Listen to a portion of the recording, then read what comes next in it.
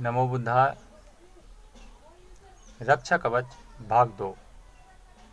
आज इस वीडियो के माध्यम से हम लोग जानते हैं कि पड़ोसियों से दुश्मनी को कैसे कम करें। अगर हमारे पड़ोसी वैसे तो बहुत ही अच्छे होते हैं, हमारे पड़ोसी तो बहुत सुंदर हैं, फिर भी अगर हम में से कोई भाइयों को ये तकलीफ़ हो रही है कि पड़ोसी हमारे बैरी हैं, हमारे दुश्मन हैं, ऐसी भावना अगर पल रही है तो उनके लिए ये वीडियो बहुत ही कारगर और बहुत ही रामबाण का काम करेगा। बस इस विचारधारा को गौर से अपने अंदर उतार लेना है, इसे बाहर निकालना नहीं है, किसी से बोलना नहीं है, लेकिन इस विचारधारा पर चल रहा है, ध्यान रखना है। बस यह विचारधारा बहुत ही सुंदर है। आप सब लोग बिल्कुल उस चीज़ को जानते हैं, पर उसका कहीं ना कहीं हम दुरुपयोग कर लेते हैं, इसलिए ध्यान ना होने की वजह से। तो आज हम इस वीडियो में जान रहे हैं कि पड़ोसियों से दुश्मनी को कम कैसे करें और जीवन में आगे ना हो उसके भी उपाय बेहतर हैं। तो चलो दोस्तों, जानते हैं कि अब हम पड़ोसियों की दुश्मनी को कम कैसे करेंगे। इसमें मैं आपको 5 स्टेप बताऊंगा।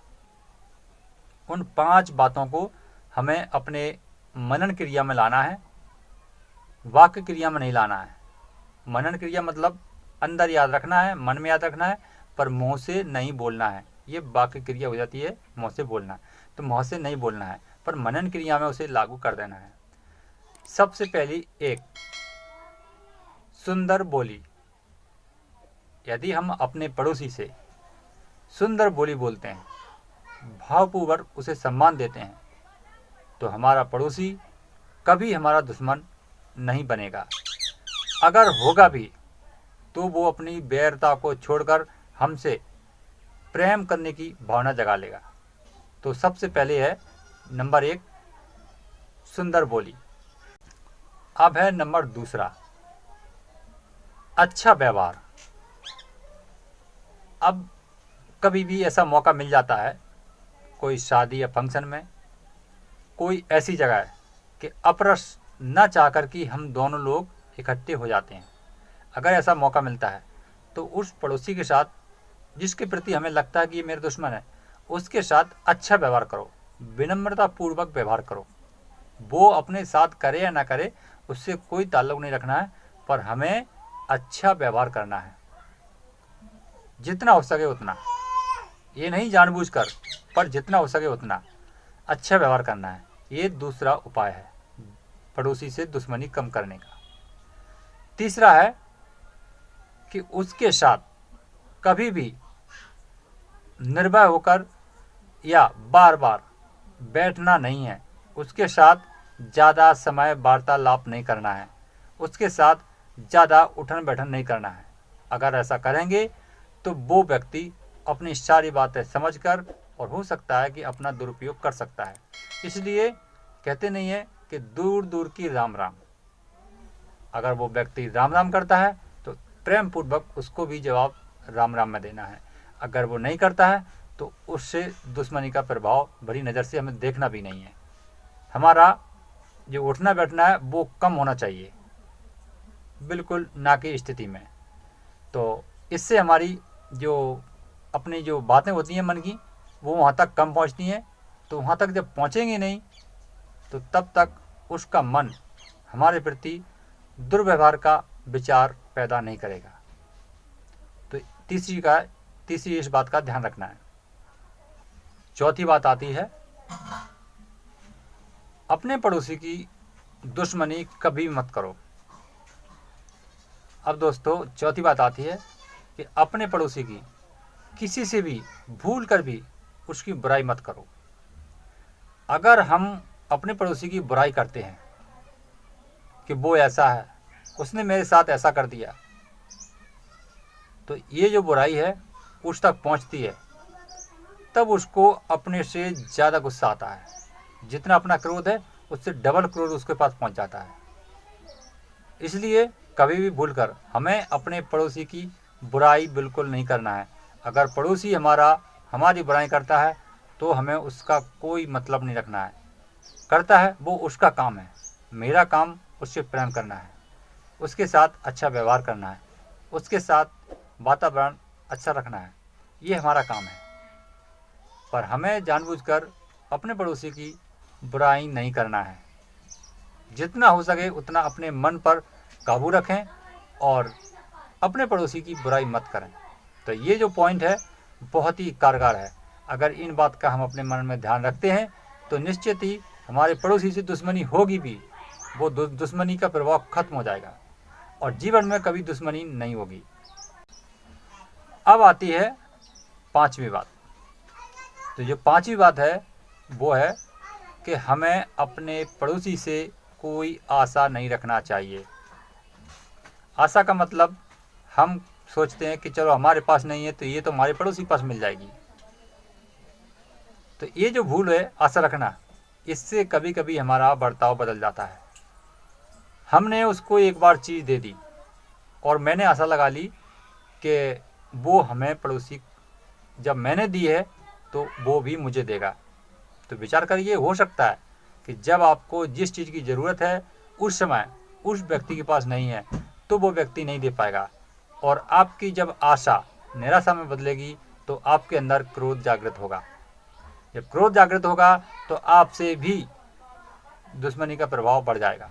इसलिए हम जो भी करते हैं पड़ोसी के साथ, अच्छा व्यवहार या बुरा व्यवहार, पर हमें कभी भी उससे किसी भी प्रकार की आशा नहीं रखना चाहिए।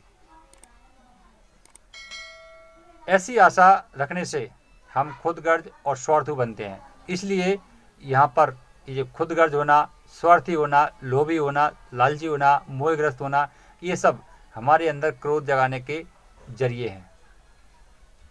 इससे हमारे अंदर क्रोध भड़कता है कि हम कोई आशा रखते हैं और आशा जब निराशा में बदलती है तो हमारे अंदर ऑटोमेटिक क्रोध बढ़ जाता है। तो इन विचारों का हमें पूरा ध्यान रखना चाहिए। तो जब हम अपने पड़ोसी से आशा नहीं रखेंगे तो हमारा पड़ोसी भी हमसे कोई आशा नहीं रखेगा। तो हम दोनों में जो व्यवहार है, व्यवहारिक क्रिया है, वो एकदम लेवल की रहेगी, क्षमता की रहेगी कि भाई मैंने अगर इसको कल 100 रुपये दिया था तो ये आज मुझसे भी लेगा। ये जो भाव है ये पैदा नहीं होता है। जब पैदा नहीं होगा समता के भाव में, भाई दिया था मैंने, दिया था, अब उसके पास हो जाएगा तो वापस देगा, नहीं होगा तो नहीं देगा, लेकिन आशा नहीं रखना है।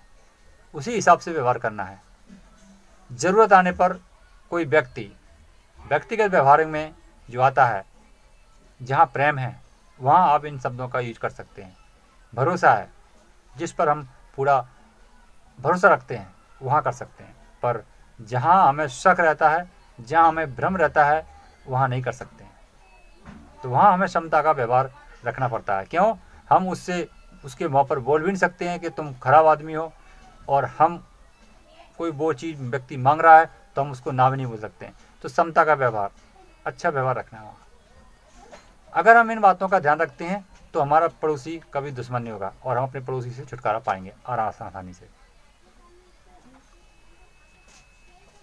अब इसमें एक जो मैं क्रिया पहले बताने वाला था, शुरुआत में बताना था मुझे, पर मैं वो शुरुआत में नहीं बता पाया। अब मैं उसको बता रहा हूँ, स्वर ज्ञान का किस प्रकार से उपयोग करना है।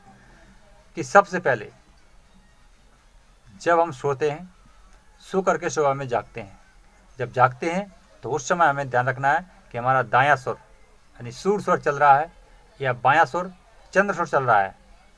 जो भी स्वर चलता है उसी स्वर से हमें रोज जागना है और उसी पैर को नीचे रख करके अपने पलंग से या खटिया से उतरना है।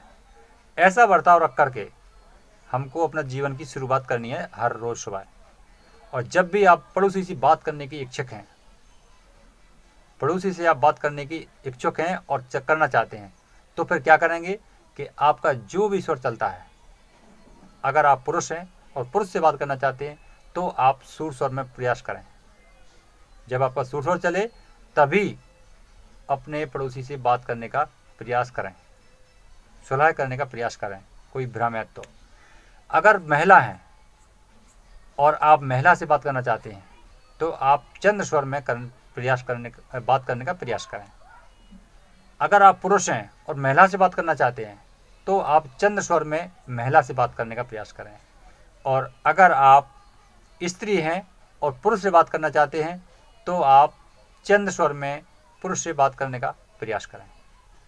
ये जो स्वर है, स्वर क्रिया है, इसको आप अगर ठीक से समझ गए तो मैं निश्चित कहता हूँ और सब परमात्मा की दया है कि आपका पड़ोसी कितना भी बैरी हो पर आपसे वो इतना प्रेम करेगा कि जिसकी आपने कभी कल्पना भी नहीं की होगी। बस क्रिया को ध्यान से रखें। इन क्रिया को किसी से बोलने की ज़रूरत नहीं है, बस इसे मनन क्रिया में लाना है, अपने अंतर ध्यान में लाना है और इस पर लागू करना है।